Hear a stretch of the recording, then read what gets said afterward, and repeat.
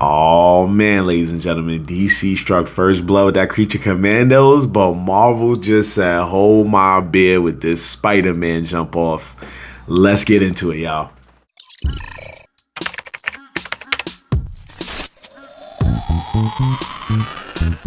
What's going on, people? What's really good? It's your boy Marv, and this is the Nerds in the Hood, y'all. What's going on, people? Glad y'all watching my show. Glad y'all subscribing. I appreciate y'all for sticking around. Anyway, let's talk about it. Let's get right into it. As you already heard at the top of the show, Marvel has just released their brand new animated series, Your Friendly Neighborhood Spider-Man. Now, we don't know how much into the MCU this actually is, but we do know that the first two episodes just released last Wednesday, and I think they're just going to stick with one episode a week going forward for the next several weeks. But for now, we know that we got our first two episode premiere. It was very interesting because it had a rap opening, which, you know, we here at Nerds in the Hood appreciate greatly. And the opening was kind of catchy. It mixed the first ever Spider-Man opening theme song with a new modern version of it. I believe the name of the artist was the Math Club, so shout out to them for that. The animation, to me, looks really, really good. It's very comic book-esque, has that comic book feel to it, and their movements are almost like kind of shell shaded. Like it's like that CGI kind of vibe that I've seen in shows in the past, like Cole Lyoko and stuff like that. If you know Cole Lyoko, you feel me? Anyway, so that to me was a very interesting aspect to it. I also liked the fact that it didn't really right away just go into a lot of action. Although the first 5 minutes, gonna spoil it for you, Doctor Strange pulls up and he's fighting a creature that looks kind of like Venom, and that is how Spider-Man basically gets his powers, because like a wormhole to another dimension opens up and the spider comes out of there. Now, I tried to look it up. I couldn't find out where in the comics that was. I'm sure it was, But this is MCU, baby. Their motto is, we tell whatever story we like. You won't like it. we gonna incorporate some of the comics. It is what it is. So basically, that's what we do.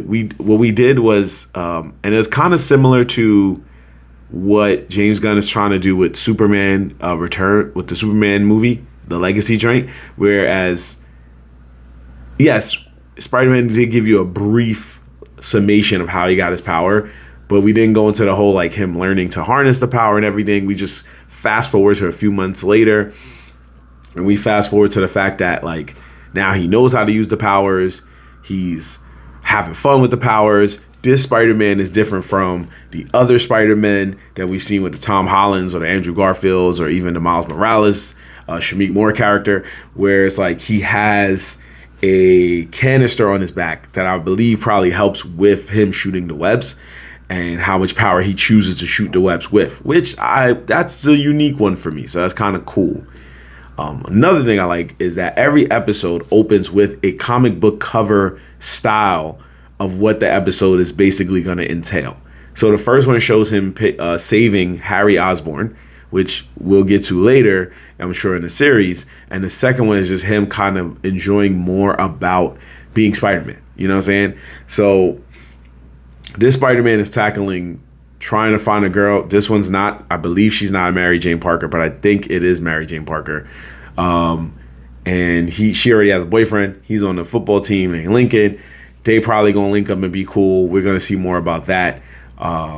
Norman Osborn might be the villain in this one, but we don't know what role he's playing yet. Also, didn't know this, Norman Osborn is being voiced by Academy Award nominee Coleman Domingo. And I hope you get your award this time, bro.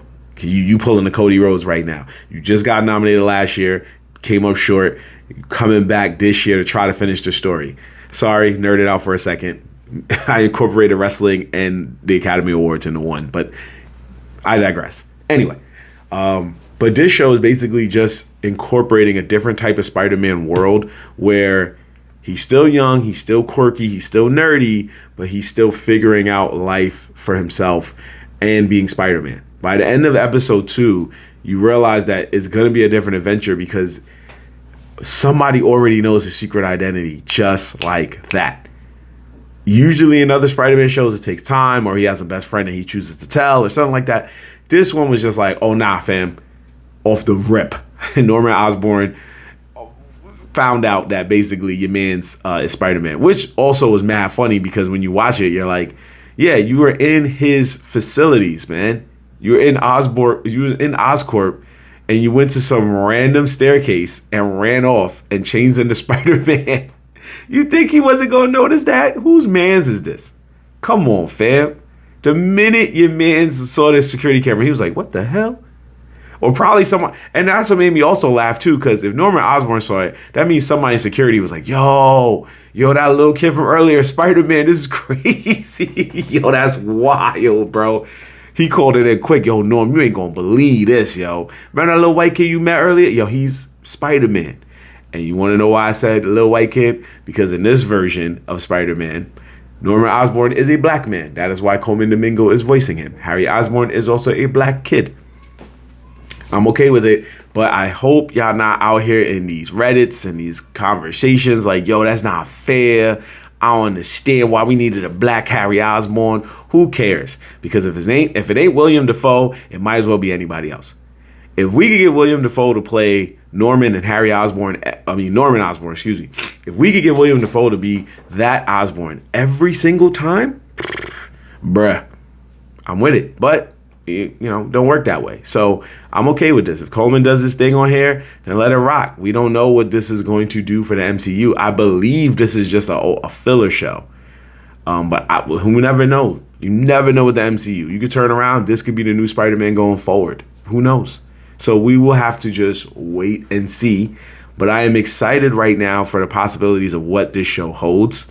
I think Luna's in there. Some other Marvel characters are going to bound to pop up soon. There was even a quick Easter egg of Spider-Man walking through the hallway on his way to Norman's office, and it showed Norman like taking a picture linking up with Captain America. So that was kind of cool. So again, you got to love these comic book cartoons now, because your first thought is the anticipation of where does this fit into the lore of the cinematic universes, right? With Creature Commandos, you were able to find that out real quick and know that, like, oh man, this is going to be someplace, this is starting a whole new thing. With Friendly Neighborhood Spider-Man, you don't know. From what I know, what's going to start this new phase off is supposed to be Captain America's Brave New World movie. But you never know what the Spider-Man movie could also bring. We know there's going to be a post-credit scene at some point in this series, but we don't know when and where. It might even already happen and I might have missed it. But our rating system here in Nerds in the Hood. I'm just going to present it on the screen and you'll see it. But right now, I'm calling it. This show is already valid. I like it. I like the art style.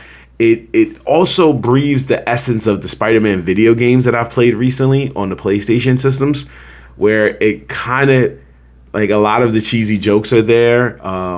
It's almost like you're watching NPC characters interact with him. You hear the sound effects of, like, New York itself. A lot of the action was kind of crisp and smooth, even for the shell state of Xialing, when he fought the fire dude and all that other stuff. Like, all of that was cool. And again, the Doctor Strange cameo did not disappoint. It was better than I thought it was going to be. And that was the first 5 minutes, and it had nothing to do with Spider-Man.